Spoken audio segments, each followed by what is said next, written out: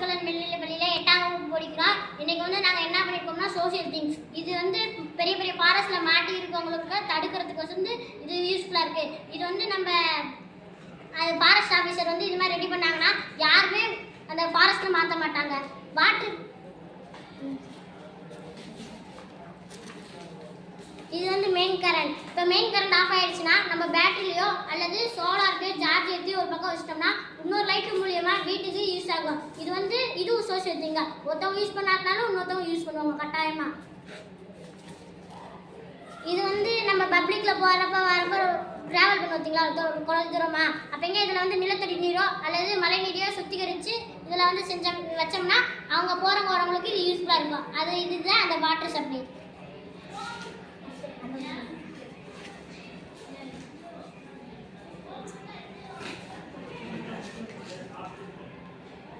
எல்லா